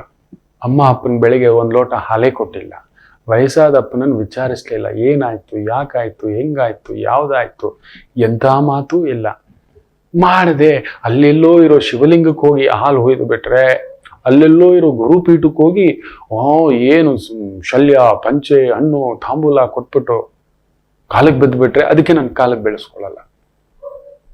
ಬೇಡ. ನನ್ನಲ್ಲೇ ಎಷ್ಟೋ ಲೋಪಗಳಿದೆ. ನಾನೇ ನಿಮ್ಮಲ್ಲಿ ದೇವರುಗಳನ್ನು ಹುಡುಕ್ತಿದ್ದೇನೆ, ನಿಮ್ಮಲ್ಲೇ ದೇವರನ್ನು ನೋಡ್ತಿದ್ದೇನೆ ನಾನು. ನನ್ನಲ್ಲಲ್ಲ, ನಾನು ಯಾವುದೋ ಗುಡಿಯಲ್ಲಿ ಭಗವಂತನನ್ನು ಹುಡುಕುತ್ತಿಲ್ಲ. ಆ ವೈದೇಹಿ ತಾಯಿ, ಆ ತಾಯಿ 10 ಮಕ್ಕಳಿಗೆ ವಿದ್ಯೆ ನನ್ನ ಕಣ್ತುಂಬಿ ಬಂತು. ಇನ್ನೇನು ಬೇಕು ಮಕ್ಕಳೇ, ಇನ್ನೆಲ್ಲಿಲ್ಲ ನ್ಯಾಯ, ದೇವರು, ಧರ್ಮ ಅನ್ನೋದು ಇಲ್ಲಿದೆ. ಹೌದು, ಬರ್ಕೊಂಡೆ ಅವ್ರ ಹೆಸರು, ಸಂಖ್ಯೆ, ಆಯ್ತಮ್ಮ. ನಾನು 10 ಜನ ಇದ್ದದ್ದು 100 ಜನಕ್ಕೆ ಮಾಡಿಸ್ಕೊಡ್ತೇನೆ, 100 ಜನ ಆಗಿದ್ದು 1000 ಜನಕ್ಕೆ ಮಾಡಿಸ್ಕೊಡ್ತೇನೆ. ಸುಮ್ಮನಿರು. ಇದ್ದಾರೆ ದೇವರುಗಳು ನನ್ನ ಸುತ್ತಮುತ್ತಲೂ ಇದ್ದಾರೆ. ಅವ್ರಿಗೆ ಹೇಳಿದ್ರೆ ಸಾಕು, 4 ಪುಸ್ತಕ ಕೊಡ್ತಾರೆ, 4 ಪೆನ್ಸಿಲ್ ಕೊಡ್ತಾರೆ, 4 ಪೆನ್ ಕೊಡ್ತಾರೆ. ತಲುಪಿಸ್ತೇನೆ ತಾಯಿ, ನೀನು ಮಾಡು ತಾಯಿ, ನೀನು ನಿಂತ್ಕೋತಾಯಿ, ನೀನೇ ದೇವರು. ನಾನು ಪೂಜಾರಿ ಅಲ್ಲ, ನಾನೊಬ್ಬ ಹೊರಗಡೆ ದೇವಸ್ಥಾನದ ಹೊರಗಡೆ ಇರೋ ಚಪ್ಪಲಿ ಕಾಯೋ ಸೇವಕ. ನಾನು ಕರ್ಕೊಬರ್ತೇನೆ ಅಂತ ಮಹಾ ದೈವ ದರ್ಶನಕ್ಕೆ ಪೂಜಾರಿಗಳನ್ನ, ಭಕ್ತರುಗಳನ್ನ ಕರ್ಕೊಂಡು ಬರ್ತೇನೆ, ಅಲ್ಲಿ ನಿಂತ್ಕೋತೇನೆ ಹೊರಗಡೆ ತಾಯಿ ಅಂತ ಹೇಳಿ ಕಳಿಸ್ತೇನೆ. ಸೊ ಇನ್ಮೇಲೆ ದಯಮಾಡಿ ನಾನು ಈ ಪೂಜೆ ಮಾಡಿದೆ, ಆ ಪೂಜೆ ಮಾಡಿದೆ, ದೇವ್ರು ಕಾಣಿಸ್ಲಿಲ್ಲ, ಈ ವ್ರತ ಮಾಡಿದೆ, ಆ ವ್ರತ ಮಾಡಿದೆ, ಮಾಡೋದೆಲ್ಲ ಅನಾಚಾರ ಮಾಡಿದ್ರೆ ದೇವ್ರು ಕಾಣಿಸೋದೇ ಇಲ್ಲ. ದಯಮಾಡಿ ಕ್ಷಮೆ ಇರಲಿ. ಒಂದು ಪುಟ್ಟು ವಿರಾಮ ತಗೊಂಡು ವಾಪಸ್ ಬರೋಣ. ಮಾತೃದೇವೋಭವ. ನಮಾಮಿ ಶಂಕರ. ನನ್ನ ಪ್ರೀತಿಯ ಆಧ್ಯಾತ್ಮಿಕ ಬಂಧುಗಳೇ, ಪ್ರತಿಯೊಬ್ಬರ ಜೀವನದಲ್ಲೊಂದು ಕೆಲವೊಂದು ಪ್ರಶ್ನೆಗಳಿರುತ್ತೆ, ಉತ್ತರವಿಲ್ಲದ ಪ್ರಶ್ನೆಗಳಿಲ್ಲ. ಅಂಥದ್ದೊಂದು ಸಮಸ್ಯೆ ಇದೆಯಾ? ಜ್ಯೋತಿಷ್ಯ ಮುಖೇನ ಹಾಗೂ ಆಧ್ಯಾತ್ಮಿಕ ಮುಖೇನ ನಿಮ್ಮ ಪ್ರಶ್ನೆಗಳಿಗೊಂದು ಪುಟ್ಟ ಸಮಾಧಾನ. ಈ ಕೂಡಲೇ ಕೆಳಗಿನ ಸಂಖ್ಯೆಗೆ ಕರೆ ಮಾಡಿ ಇಲ್ಲವೇ ವಾಟ್ಸಪ್ ಮಾಡಿ, ಹಾಗೂ ನಮ್ಮ ನಮಾಮಿ ಶಂಕರ ಯೂಟ್ಯೂಬ್ ಚಾನೆಲ್ ಮುಖಾಂತರವೂ ಕೂಡ ಸರಳ ಪರಿಹಾರವನ್ನು ತಾವು ವೀಕ್ಷಿಸಿ ಹಾಗೂ ಪಡೆಯಬಹುದು. ನಮಾಮಿ ಶಂಕರ. ನಮಾಮಿ ಶಂಕರ. ಖಂಡಿತ ತುಂಬಾ ಜನ ಗಾಯ ಆಗಿರುತ್ತೆ. ಏನ್ ಗುರುಗಳು ಹೇಗೆ ಹೇಳಿದ್ರಿ? ಹೌದು, ನಾವು ಒಬ್ಬರು ಒಳ್ಳೇದ್ ಮಾಡ್ತಾ 10 ಜನ ಕೆಟ್ಟದ್ ಮಾಡಿರ್ತೇವೆ. ಯಜಮಾನನನ್ನ ಮೆಚ್ಚಿಸ್ಲಿಕ್ಕೆ ಹೋಗ್ತೇವೆ, ಕೆಲಸ ಮಾತ್ರ ಯಾವತ್ತೂ ಪರ್ಫೆಕ್ಟ್ ಆಗಿ ಮಾಡೋದೇ ಇಲ್ಲ, ಆ ತೃಪ್ತಿ ಇಲ್ಲ. ಹೌದು, 10 ಜನ ಹತ್ರ ನಮ್ಮ ಬಾಸ್ ನಮ್ಮ ಮುಷ್ಟಿಲ್ ಗೊತ್ತಾ, ನಾನು ಹೇಳ್ಬಿಟ್ಟು ನಿಮ್ಮನ್ನು ತೆಗೆಸ್ಬಿಡ್ತೀನಿ. ನಿನ್ನ ಕೆಲಸ ಮಾಡಿದ್ರೆ ಯಾರು ನಿಮ್ಮನ್ನು ತೆಗಿಲಿಕ್ಕಾಗಲ್ಲ, ಯಾರು ನಿಮ್ಮನ್ನ ದಾರಿ ತಪ್ಪಿಸ್ಲಿಕ್ಕಾಗಲ್ಲ. That's the truth. ಇದನ್ನ ಮನಸ್ಸಿನಲ್ಲಿ ನೆನ್ಪಿಟ್ಕೊಳ್ಳಿ. ಮಾಡೋ ಕರ್ತವ್ಯ. ಅಪ್ಪನನ್ನು ಪ್ರೀತಿಸ್ಲಿಕ್ಕೆ ಹೋಗಿ ಅಮ್ಮನನ್ನು ದೂರೋದು. ನಮ್ಮಮ್ಮ ಸರಿ ಇಲ್ಲ ಗುರುಗಳೇ. ಅಮ್ಮ ಸರಿ ಇರ್ಲಿಲ್ಲ ಅಂದ್ರೆ ನೀನ್ ಭೂಮಿಗೆ ಬರ್ತಿರ್ಲಿಲ್ಲ, ಮೂರ್ಖ. ನವಮಾಸ ಅದೆಷ್ಟು ನೋವು ಒದಿಸ್ಕೊಂಡು ಹೆತ್ಲು ಗೊತ್ತಾ? ಅದು ಎಷ್ಟು ತ್ಯಾಗ. ಇದು ತಿನ್ನಬಾರ್ದು, ಅದು ತಿನ್ನಬಾರ್ದು, ಈ ಇಂಜೆಕ್ಷನ್ನು, ಆ ಇಂಜೆಕ್ಷನ್ನು, ನಿದ್ದೆಯಲ್ಲಿ ಹಿಂಗೆದ್ದು ಏನಾದರೂ ಕಳ್ಕೊಂಡಿದ್ದ ತಕ್ಷಣ ಇನ್ನೊಂದು, ಅದೆಷ್ಟು ಗಾಬರಿಗಳಲ್ಲಿ ನನ್ನ ಮಗು ಭೂಮಿಗೆ ನೆಮ್ಮದಿ ಆಗ್ತರ್ಲಿ ಅಂತ ಹಿಂಗೆಲ್ಲ ಮುಚ್ಚುಟೆ ಮಾಡಿ ಭೂಮಿಗೆ ಇಳಿಸಿ, ಆ ಕಕ್ಕ, ಆ ಉಚ್ಚೆ, ಅಯ್ಯೋ ಆ ಸ್ನಾನಗಳು, ಕಚ್ತಿದ್ರು ಹಾಲು ಕೊಡಿಸಿ, ಆ ತಾಯಿ ಜೀವ ಮುದ್ದು ಮಾಡಿ ನನ್ನ ಬುಜ್ಜಿ ಅಂತ ಹೇಳ್ಬಿಟ್ಟು ಹಲ್ಲುಗಳು ಬಂದ್ಬಿಟ್ಟಿದ್ದಾವೆ ಕೆಲವು ಮಕ್ಕಳಿಗೆ. ಈಗೀಗ ಹುಟ್ಟಿದಾಗ್ಲೇ ಅಲ್ಲೋ ಹಾಲು ಕೊಡ್ಬೇಕಾದ್ರೆ ಹೆಂಗೆ ಕಚ್ಬಿಟ್ಟಿರ್ತವೆ ಗೊತ್ತಾ? ಅಮ್ಮ ಆಗ್ಬಿಟ್ಟಿರ್ತವೆ. ಅದೆಷ್ಟು ಪ್ರೀತಿಯೋ. ಜಗತ್ತಿನಲ್ಲಿ ಕೊನೆಯಿಲ್ಲದ ಪ್ರೀತಿ ಅಂದರೆ, ಸಮುದ್ರಕ್ಕೂ ಒಂದು ಎಂಡಿದೆ, ನದಿಗೂ ಒಂದು ಎಂಡಿದೆ, ದೇವರಿಗೂ ಒಂದು ಕೊನೆ ಇದೆ. ತಾಯಿಯ ಪ್ರೀತಿಗೆ ಕೊನೆ ಇಲ್ಲ. ಅಂತ ತಾಯಿನ ಇವತ್ತು ನಿಂದಿಸ್ತಕ್ಕಂಥವ್ರು ಮಾತೃ ನಿಂದಕರು ಬಂದ ಮೇಲೆ ಎಲ್ಲಿಂದ ಭಗವಂತ ಬರ್ತಾನೆ? ಅಮ್ಮನಲ್ಲೇ ಭಗವಂತನನ್ನ ಹುಡುಕ್ಲಿಲ್ಲ, ನೋಡ್ಲಿಲ್ಲ, ಮಾಡ್ಲಿಲ್ಲ. ನೀನು ಸರಿ ಇಲ್ಲ. ನೀನು ಅಪ್ಪನನ್ನ ಅಮ್ಮನನ್ನ ಇಲ್ಲ ಮಕ್ಕಳೇ. ಕಲಿಯುಗದ ಪ್ರತ್ಯಕ್ಷ ದೈವ ಇನ್ನೆಲ್ಲೂ ಇಲ್ಲ. ನನ್ನ ರಾಮ ಯಾಕೆ ಅಷ್ಟು ದೊಡ್ಡ ರಾಮನಾಗಿದ್ದು ಗೊತ್ತಾ? ತನ್ನ ತಾಯಿಯನ್ನ ಅಷ್ಟು ಚೆನ್ನಾಗಿ ಪ್ರೀತಿಸ್ತಿದ್ದ ನನ್ನ ಕೌಸಲ್ಯ ರಾಮ. ಕೌಸಲ್ಯ ಸುಪ್ರಜಾ ರಾಮ ಸಂಧ್ಯಾ ಪ್ರವರ್ತತೆ. ಅದನ್ನ ಕೇಳಿ ನೋಡಿ. ಓ ಕೌಸಲ್ಯ ಪುತ್ರಿಯ ಮಗನೇ ಅಂತಾರೆ ವಿಶ್ವಾಮಿತ್ರರು. ದಾಶರಥಿ ದಶರಥನ ಮಗನೇ, ವಸಿಷ್ಠರ ಪ್ರಿಯಾತಿ ಪ್ರಿಯ ಶಿಷ್ಯನೇ ಅಂತೆಲ್ಲ ಹೇಳಿ ಎಬ್ಬಿಸೋಲ್ಲ. ಕೌಸಲ್ಯ ಸುಪ್ರಜಾ ರಾಮ ಸಂಧ್ಯಾ ಪ್ರವರ್ತಿ, ಆ ಒಂದು ಕೇಳಿ ನೋಡಿ. ಅದರ ಅರ್ಥಗಳು ಕೇಳ್ತಾ ಕೇಳ್ತಾ ಅದೊಂದು ಆನಂದಮಯ. ಅದಕ್ಕೆ ನನ್ನ ರಾಮ ಕೌಸಲ್ಯ ರಾಮ, ನನ್ನ ರಾಮನಿಗ ಜಾಗ. ಅದಕ್ಕೆ ಎಲ್ರಿಗೂ ರಾಮ ಅಂತ ಹೇಳ್ತಿದ್ದಾಗೆ ನಮ್ಮಲ್ಲಿ ಒಂದು ಅಂಥದ್ದೊಂದು ಉದ್ವಿಗ್ನತೆ, ಅಂಥದ್ದೊಂದು ತೀಕ್ಷ್ಣತೆ, ಕಂಪನ. ಅರ್ಥನೇ ಮಾಡ್ಕೊಂಡಿಲ್ಲ ಮಕ್ಕಳೇ. We are just blaming the game. ಅದಕ್ಕೆ ಏನಕ್ಕೆ ರಾಮಾಯಣ, ಮಹಾಭಾರತ, ಭಾಗವತ ಓದಬೇಕು, ತಿಳ್ಕೋಬೇಕು ಅಂದರೆ ಅವರು ಯಾವ ರೀತಿ ತಮ್ಮ ತಾಯಿಯನ್ನ, ಕುಟುಂಬವನ್ನ, ತಂದೆಯನ್ನ, ಆ ಗುರುಗಳನ್ನ, ತಮ್ಮ ಒಂದು ಕರ್ತವ್ಯಗಳನ್ನು ಹೇಗೆ ಅದಕ್ಕೆ ಅವರ ಚರಿತ್ರೆ, ಇತಿಹಾಸ ಅವರು. ನಾವೆಲ್ಲ ಏನ್ ಮಾಡಿದ್ದೀವಿ ಮಕ್ಕಳೇ? ಜಾಗೃತಿ ಅಂತ ಹೇಳ್ತಾ, ಆರುದ್ರ ನಕ್ಷತ್ರ, ಮೇಷರಾಶಿ. ಚಂದ್ರ ರಾಹು ಸಾರದಲ್ಲಿದ್ದು, ರಾಹು ಬುಧನ್ ಸಾರದಲ್ಲಿದ್ದು, ಬುಧ ಶುಕ್ರನ್ ಸಾರದಲ್ಲಿದ್ದಾನೆ. ವಿಶೇಷವಾಗಿ ಚೆನ್ನಾಗಿದೆ, ತೊಂದರೆ ಏನಿಲ್ಲ. ವಿಜಯ ಮಸ್ತು. ಓಡಾಟ, ಸುತ್ತಾಟ, ಕೆಲವೊಂದು ಗಲಿಬಿಲಿಗಳಿದ್ದಾವೆ, ಇರ್ತವೆ.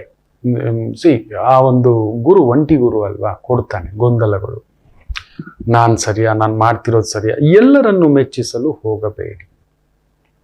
ವ್ಯಾವಹಾರಿಕವಾಗಿದ್ದಾಗ ವ್ಯಾವಹಾರಿಕವಾಗಿ ಯೋಚನೆ ಮಾಡಿ. ಸನ್ಯಾಸಿ ಆಗಿದ್ದಾಗ ಸನ್ಯಾಸಿಯಾಗಿರಿ, ಗೃಹಸ್ಥನಾಗಿದ್ದಾಗ ಗೃಹಸ್ಥ, ಬ್ರಹ್ಮಚಾರಿಯಾಗಿದ್ದಾಗ ಬ್ರಹ್ಮಚಾರಿ. ಈ ನಿಯಮದಲ್ಲಿ ಹೋಗಿ ಏನು ತೊಂದರೆ ಇಲ್ಲ. Everything will be fine. ವೃಷಭ ರಾಶಿ. ರಾಹು ಲಾಭಸ್ಥಾನ. ಸ್ವಲ್ಪ ಟ್ರೇಡಿಂಗ್ ಡಬಲ್, ಮನಿ ಡಬಲ್ ಅಂದಿದ್ದು ಹುಷಾರಾಗಿ. ಯಾಕಂದ್ರೆ ಚಂದ್ರ ರಾಹು ಸಾರದಲ್ಲಿದ್ದು, ರಾಹು ಬುಧನ್ ಸಾರದಲ್ಲಿದ್ದಾನೆ. ಸೊ ಅವನ್ ಗಲಿಬಿಲಿ ಮಾಡ್ತಾನೆ. ಮಾಡ್ಬಿಡೋ, ಹಾಕ್ಬಿಡೋ, ಗೊತ್ತಿಲ್ಲ ಹೋಟೆಲ್ ಬಿಸ್ನೆಸ್, ಗೊತ್ತಿಲ್ಲ ಒಂದು ಬಟ್ಟೆ ಅಂಗಡಿ, ಗೊತ್ತಿಲ್ಲ ಒಂದು ಮೇಕಪ್ ಅಂಗಡಿ, ಗೊತ್ತಿಲ್ಲ ಒಂದು ತಿಂಡಿ ಅಂಗಡಿ. ಈ ರೀತಿ ನಮ್ಗೆ ಅದ್ರ ಬಗ್ಗೆ ಅವಗಾಹನೆ ಇದೆಯಾ, ತಿಳ್ಕೊಂಡಿದ್ದೀವ, ಅದ್ರಲ್ಲಿ ಕೆಲಸ ಮಾಡಿದ್ದೀವ, ವರ್ಷಗಟ್ಟಲೆ ತಪಸ್ಸಂತರ ನಿಂತಿದ್ದೀವ, ಗೊತ್ತಿಲ್ಲ, ಗಾಡಿ ಹಾಕ್ಬಿಡೋಣ. ಡ್ರೈವರ್ ಆಗಿ ಜಾಕ್ ಹಾಕಿ ಗಾಡಿ ಪಂಚರ್ ಆದ್ರೆ ಟೈರ್ ತೆಗೆದು ಹಾಕೋದು ಆದ್ರೂ ಮಿನಿಮಮ್ ಬರಬೇಕು. ಆ ಆಕ್ಸಿಲೇಟರ್ ಓಡಿಸುವಾಗ ಆ ಸೌಂಡ್ ಏನ್ ಬರ್ತಿದೆ ಅದ್ರ ಮೇಲೆ ಗಮನ ಇರಬೇಕು. ಬ್ರೇಕು ಆಯಿಲ್ ಲೀಕ್ ಇದೆಯಾ, ಒತ್ತುವಾಗ ಕರ್ಕರ್ ಅನ್ನೋದು ಸೌಂಡು, ಲೆಫ್ಟ್ಗೆ ರೈಟ್ಗೆ ಇಂಡಿಕೇಟರು, ಇನ್ನೊಂದು ಒಂದು ಗಾಡಿ ಹತ್ತುವಾಗಲೇ ಲೆಫ್ಟು ರೈಟು ಮುಂದೆ ಹಿಂದೆ ಎಲ್ಲ ನೋಡಿ ಒಂದು ಸೂಕ್ಷ್ಮವಾಗಿ ನೋಡಿ ಗಾಡಿ ಹತ್ತಬೇಕು. ಯಾಕಂದ್ರೆ ರಿವರ್ಸ್ ತೆಗೆದು ಲೆಫ್ಟಿಗೆ ತೆಗೆದು ರೈಟಿಗೆ ತೆಗೆದು ಮುಂದಕ್ಕೆ ಹೋಗೋದು, ಒಂದು ನಾಯಿ ಮಲಗಿತ್ತು, ಇನ್ನೊಂದಿತ್ತು, ಮಗು ಅಡ್ಡ ಬಂತು, ಬಾಲ್ ಬಿದ್ದಿತ್ತು, ಬಳಕ್. ಒಂದು ನಾರ್ಮಲ್ ಡ್ರೈವಿಂಗೇ ಬರೋ, ನಾನು ಗಾಡಿ ಹಾಕ್ಬಿಡ್ತೀನಿ, ಟ್ರಾವೆಲ್ಸ್ ಇಟ್ಬಿಡ್ತೀನಿ, ವೆಹಿಕಲ್ಸ್ ಇಟ್ಬಿಡ್ತೀನಿ, ಏನೂ ಗೊತ್ತಿಲ್ಲ, ಯಾರೋ ಮಾಡ್ತಿದ್ದಾರೆ, ಅನುಭವಸ್ಥರು ನೀವು ಧುಮುಕ್ಬಿಡೋದು. ಇದೆಯಾ, ಗೊತ್ತಿದೆಯಾ, ಇವತ್ತು ಆ ಥರ. ಸೊ ದುಡುಕಿನ ವ್ಯವಹಾರ ವ್ಯಾಪಾರ ಬೇಡ. ಯಶಸ್ಸು. ಮಿಥುನ ರಾಶಿ. ಚಂದ್ರ ರಾಹು ಸಾರ, ರಾಹು ದಶಮಸ್ಥ. ಎಲೆಕ್ಟ್ರಾನಿಕ್ ವಸ್ತುಗಳ ಎಕ್ಸ್ಪೋರ್ಟ್ ಇಂಪೋರ್ಟ್, ಸೋಲಾರ್, ಈ ಗೊಬ್ಬರ, ಆಮದು ರಫ್ತು, ಟೆಕ್ನಿಕಲ್ ಕೆಲಸಗಳು, ಸರ್ವಿಸ್ ಓರಿಯೆಂಟೆಡ್ ಕೆಲಸಗಳು, ರಿಪೇರಿ, ಸರ್ವಿಸ್, ಮೇಂಟೆನೆನ್ಸ್ ಸರ್ವಿಸಸ್, ಈ ಥರ ಕೊಡ್ತಕ್ಕಂಥ ಒಂದು ಕೆಲಸ ಕಾರ್ಯ ವ್ಯವಸ್ಥೆಗಳಲ್ಲಿ ಅದ್ಭುತ ಪ್ರಗತಿ. ಕಿರುಕಲಾ ಮಾಧ್ಯಮದಲ್ಲಿರ್ತಕ್ಕಂಥವ್ರಿಗೂ ವಿಶೇಷ ಹೆಸರು, ಕೀರ್ತಿ, ಪ್ರತಿಷ್ಠೆ, ಗೌರವ. ಕರ್ಕಾಟಕ ರಾಶಿ. ಚಂದ್ರ 12ನೇ ಮನೆ, ರಾಹು ಸಾರ. ಯಾವುದೋ ಹಳೇದು, ತಂದೆದೋ ತಾಯಿದೋ ಹಿರಿಯರದೋ ಆರೋಗ್ಯದ್ದು ದುಡ್ಡಿಂದು ಮಗುವಿಂದು ನಿಮ್ಮದು ಏನೋ ಒಂದು ತಲೆಯಲ್ಲಿ ಒಳ ಬಿಡ್ತಿದ್ದಾನೆ ರಾಹು. ಹಂಗಿದ್ದಿದ್ರೆ ಇಡ, ಹಿಂಗಾದ್ರೆ ಪಿಂಗಳ, ಅವನ್ ತಲೆ ಕೆಡಿಸ್ತಾನೆ. ಒಂದ ನಾಳೆ ನೆನ್ನೆ ಈ ತರದ್ ಯಾವುದೋ ಒಂದು ಭಾವ ನಾವು ತಟ್ಟೆಲಿ ಹಾಕೊಳ್ಳೋದು. ಈ ತರ ಎಲ್ಲೋ ಬಿಡಿ, ಏನಾಗಬೇಕು ತಡಿತೀರಾ, ಆಗುತ್ತಾ? 500 ವರ್ಷ ಅದಕ್ಕೇನೇನೋ 24 ಲಾಯರ್ಗಳನ್ನ ಇಟ್ಟಿದ್ರಂತೆ ದೇವಸ್ಥಾನವನ್ನ ಕಟ್ಟಬಾರದು ಅಂತ ಹೇಳಿ ವಾದ ವಿವಾದ ಮಾಡಿಸ್ಲಿಕ್ಕೆ. ಆದರೂ ರಾಮನಿಚ್ಛೆ ಮೀರಿದ್ದುಂಟ, ಹನುಮನ ಶಕ್ತಿ ಮುಂದುಗಡೆಯೇ. ನೋಡಿ ಅಲ್ಲಿ ಕರ್ಕೊಂಡು ಬಂದು ನಿಲ್ಸಿಟ್ಟಿದೆ ಅಷ್ಟೇ. ಯಾವುದು ಯಾವಾಗ ಆಗಬೇಕು ಕಾಲಾತೀತ ನಿರ್ಧಾರ ಆಗಿರುತ್ತೆ. ನೆನೆನೂ ಬೇಡ, ನಾಳೆನೂ ಬೇಡ, ನಿಮ್ ಕೆಲಸ ಮಾಡ್ಕೊಂಡು ಹೋಗಿ ತೀರಾ ತಲೆ ಕೆಡಿಸ್ಕೊಳ್ಳೋಂಥ ಕೆಲಸಗಳು ಮಾಡ್ಲಿಕ್ಕೂ ಹೋಗ್ಬೇಡಿ. ಬಿಸಿ ರೀ ಇವತ್ತಷ್ಟೆ. ಇನ್ನು ವಿಶೇಷವಾಗಿ ಸಿಂಹರಾಶಿ. ಲಾಭಸ್ಥ ಚಂದ್ರ ರಾಹು ಸಾರ. ರಾಹು ಅಷ್ಟಮ ಹುಷಾರು. ಮಾತು ಕೊಟ್ರೆ ಆಯ್ತು. ಹೌದು, ಮಾತು ಕೊಟ್ಟ ಮೇಲೆ ನಿಲ್ಬೇಕು ಮಕ್ಕಳೇ. ಇದು ನಂದು ನಮ್ದು. ಕೆಲವೊಂದು ಸಮಯ ನಾವು ಮಾತು ಆಗ್ಲಿಲ್ವಾ, ಕೆಲವೊಂದು ಸಮಯ ಆ ಮಾತಿಗೆ ಏನ್ ಮಾಡೋದು ಗೊತ್ತಿಲ್ಲ, ಮೌನವೇ ಉತ್ತರ. ನೀನ್ ಹೇಳೋ, ನೀನು ಕೊಡ್ತೀಯ ಇಲ್ವಾ, ನೀನೇನೋ ಹೇಳೋ, ನಿನ್ಗೆ I love you, you should tell me. ಗಲಿಬಿಲಿ ಆಗ್ಬಿಟ್ರೆ ಸುಮ್ಮನೆ ಆಗ್ಬಿಡಿ. ಎಸ್ ಅಂದ್ರು ತಪ್ಪು, ನೋ ಅಂದ್ರು ತಪ್ಪು ಅನ್ನೋ ಕನ್ಫ್ಯೂಷನ್ ಬಂದಾಗ ಸುಮ್ಮನಿರ್ಬೇಕು. ರಾಹು ಅಷ್ಟಮದಲ್ಲಿದ್ದಾನೆ. ಎಸ್ಸು ಅನ್ಬೇಡಿ, ನೋನು ಅನ್ಬೇಡಿ. ಅದರಲ್ಲೂ ತುಂಬಾ ದೊಡ್ಡ ದೊಡ್ಡ ಸ್ಥಾನದಲ್ಲಿರೋರು ಇವತ್ತು ಹುಷಾರಾಗಿರಿ, ಸಿಕ್ಕಾಕೊಂಡ್ಬಿಡ್ತೀರಿ. ಬಾಯಿ ಜಾರಿ ಏನಾದ್ರು ಮಾತಾಡಿ ಬುಧನ್ ಸಾರ ಲಾಟಕ್ ಅನ್ಬಿಡುತ್ತೆ. ಸುಮ್ಮನೆ ಅದೊಂದು ಕಾಂಟ್ರವರ್ಸಿ ಆಗುತ್ತೆ. ಮೈಕ್ ಸಿಕ್ಕರೆ ಸಾಕು, ಕೆಲವ್ರು ಏನೋ ಮಾತಾಡ್ಬಿಡೋದು. ಬಿಡ್ರಿ, ಆಮೇಲೆ ಮಾತಾಡೋಣಂತೆ, ಬಿಡ್ರಿ ಹೇಳೋಣಂತೆ, ಬಿಡ್ರಿ, ಥ್ಯಾಂಕ್ ಯು ವೆರಿ ಮಚ್, ಅಷ್ಟೇ ಹೋಗ್ತಾ ಇರ್ಬೇಕು. ಇವತ್ತು ಆ ಥರ ಮಾಡಿ. ಬ್ಯೂಟಿಫುಲ್. ಕನ್ಯಾ ರಾಶಿ. ಚಂದ್ರ ಕೇಂದ್ರದಲ್ಲಿ ಅದ್ಭುತವಾಗಿದ್ದಾನೆ. ರಾಹು ಸಾರ, ರಾಹು ಬುಧನ್ ಸಾರ, ಬುಧ ಶುಕ್ರನ್ ಸಾರ. ಕಲಾ ಮಾಧ್ಯಮ, ಹಣ್ಣು, ಬೇಳೆ, ತರಕಾರಿ, ಸೊಪ್ಪು, ಹೂವು, driving, travels, vehicle, advertisement, marketing, makeup, beauty parlour. Wow, ಖಂಡಿತ ತುಂಬ ವಿಶೇಷವಾದಂಥ ಒಂದು ಸುಖ, ಖುಷಿ, ಸಂತೃಪ್ತಿ, ತೃಪ್ತಿ ಎಲ್ಲವನ್ನು ನೋಡತಕ್ಕಂಥ ಅದ್ಭುತವಾದಂಥ ಒಂದು ದಿನ. ಇನ್ನು ವಿಶೇಷವಾಗಿ ತುಲಾ ರಾಶಿ. ಭಾಗ್ಯಸ್ಥಾನದ ಚಂದ್ರ, ಆ ಭಾಗ್ಯಾಧಿಪತಿ ಮೂಲ ತ್ರಿಕೋಣದಲ್ಲಿ ಕುಳಿತಿದ್ದಾನೆ. ಚೆನ್ನಾಗಿದೆ.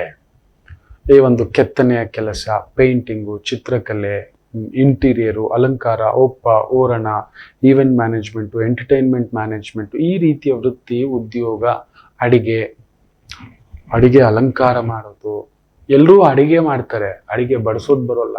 It's an art of serving also. ನೆನ್ಪಿಟ್ಕೊಳ್ಳಿ, ಅಡಿಗೆ ಎಲ್ಲರೂ ಮಾಡ್ಬಿಡ್ಬೋದು. ಸರ್ವ್ ಮಾಡೋನು ಎಡವಟ್ಟು ಮಾಡ್ದ ಅಂದ್ರೆ ಹೋಯ್ತು. ಅದೊಂದು ಅಂದಾಜು ಇಡೋದು, ಬಡಿಸೋದು ಕೂಡ.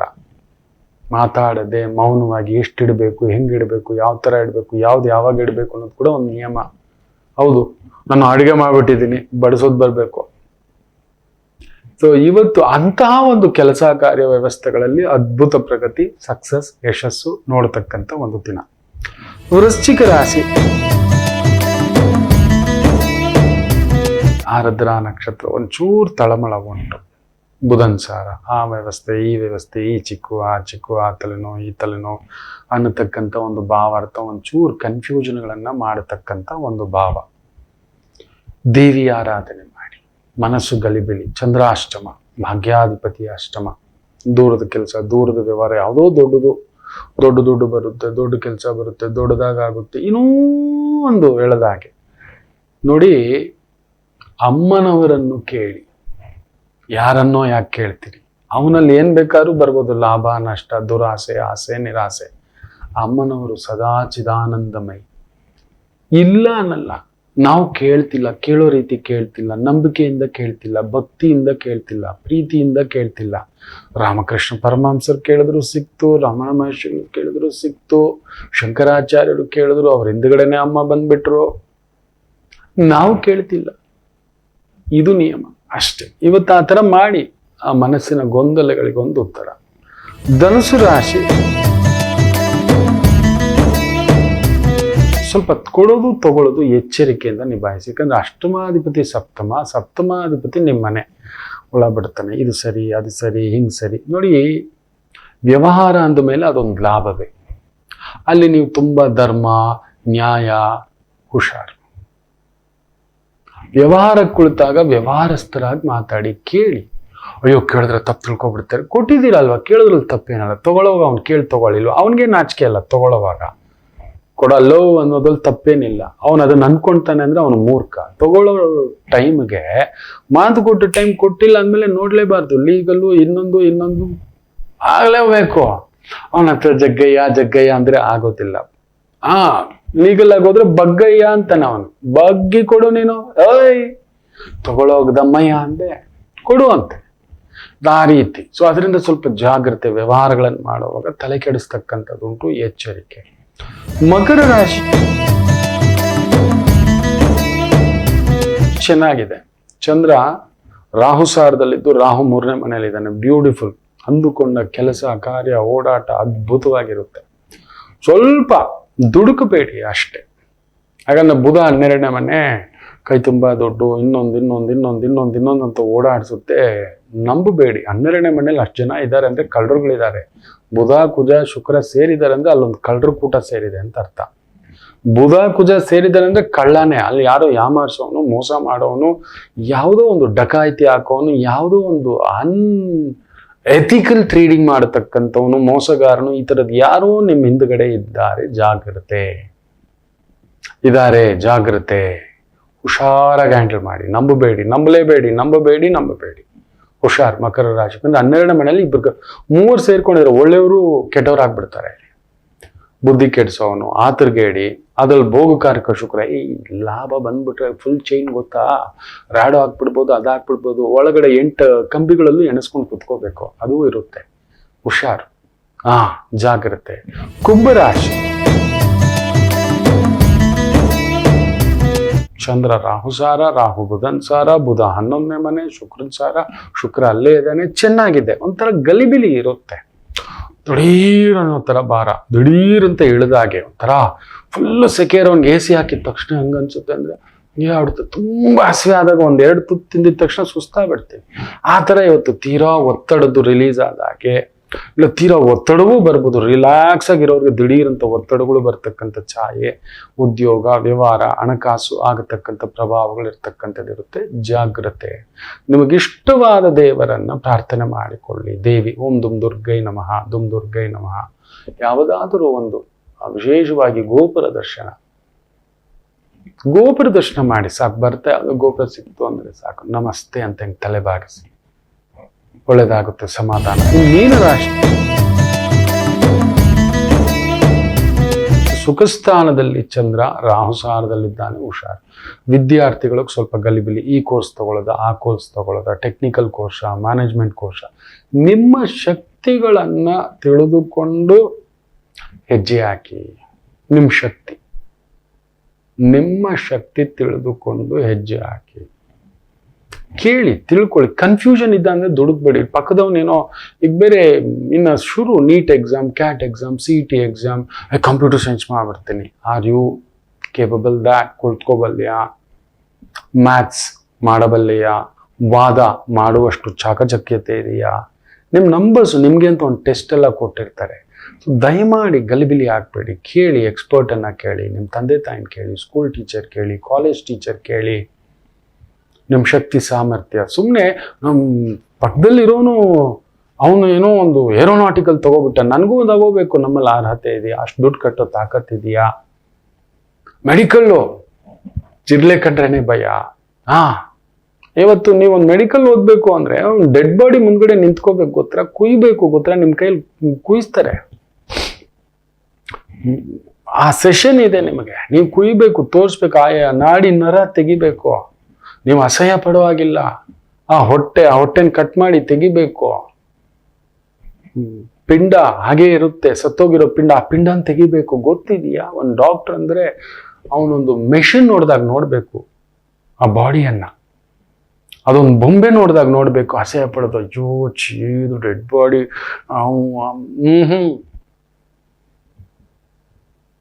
ಹೌದು, ಇದೆಲ್ಲ ಇಲ್ಲ. ವಾಸನ ಗುರುಗಳೇ, ಸ್ಮೆಲ್ ಗುರುಗಳೇ, ಮಡೆ ಗುರುಗಳೇ, ಮೆಡಿಕಲ್ ಮಾಡಲಿಕ್ಕೆ ಹೋಗ್ಬೇಡಿ ಗುರುಗಳೇ. ಅದೊಂದು ಒಂದು ಸಿದ್ಧಿ. ಎಲ್ಲರೂ ಡಾಕ್ಟರ್ ಆಗ್ಲಿಕ್ಕಾಗಲ್ಲ, ಎಲ್ಲರೂ ಇಂಜಿನಿಯರ್ ಆಗ್ಲಿಕ್ಕಾಗಲ್ಲ, ಎಲ್ಲರೂ ಟೀಚರ್ ಆಗ್ಲಿಕ್ಕೂ ಆಗಲ್ಲ. ಆ ಮಮತಾಮಯಿ ನಿಮ್ಮಲ್ಲಿದೆಯಾ? ಇನ್ನೊಬ್ರಿಗೆ ಗೈಡೆನ್ಸ್ ಮಾಡೋದು, ಇನ್ನೊಬ್ರಿಗೆ ದಾರಿ ತೋರಿಸೋದು, ಇನ್ನೊಬ್ರಿಗೆ ಧೈರ್ಯ ಹೇಳೋದು, ಇನ್ನೊಬ್ರಿಗೆ ಸಮಾಧಾನ ಮಾಡೋ ಅಷ್ಟು ಒಂದು ಸಮಾಧಾನ ನಿಮ್ಮಲ್ಲಿದೆಯಾ? ಇದೆಲ್ಲ ತಿಳ್ಕೊಂಡ್ರೇನೆ. ಸೊ ಮೀನರಾಶಿ ಜಾಗ್ರತೆ. ನಿಮ್ಮ ವಿದ್ಯಾ ಶಕ್ತಿ, ಆ ಸಂಪತ್ತು, ಲೆಕ್ಕಾಚಾರ ನೋಡಿ ಹೆಜ್ಜೆ ಇಡಿ. ಅದರಲ್ಲೂ ವೃತ್ತಿಪರರಾಗಿದ್ದೀರಿ, ಸ್ವಂತ ಕೆಲಸ, ಸ್ವಂತ ವ್ಯವಹಾರ, ಸ್ವಂತ ಬಿಸ್ನೆಸ್ಸು, ಈ ಥರದ್ದು ಬೇಕರಿ ಇಟ್ಕೊಂಡಿದ್ದೀರಾ, ತಿಂಡಿ ಅಂಗಡಿ ಇಟ್ಕೊಂಡಿದ್ದೀರಾ, ಒಂದು ಮೆಸ್ ಅಂಗಡಿ ಇಟ್ಕೊಂಡಿದ್ದೀರಾ, ಸಣ್ಣ ಪುಟ್ಟ ಲೇವಾದೇವಿ, ಅದ್ಭುತ ಅನುಕೂಲ ಕೊಡತಕ್ಕಂಥ ಒಂದು ದಿನ. ದೊಡ್ಡ ಗಂಟಿಲ್ಲ, ಚಿಕ್ಕ ಚಿಕ್ಕ ಗಂಟು ಬರುತ್ತೆ. ಎಲ್ಲರಿಗೂ ಒಳ್ಳೆಯದಾಗಲಿ. ಮಾತೃದೇವೋ ಭವ.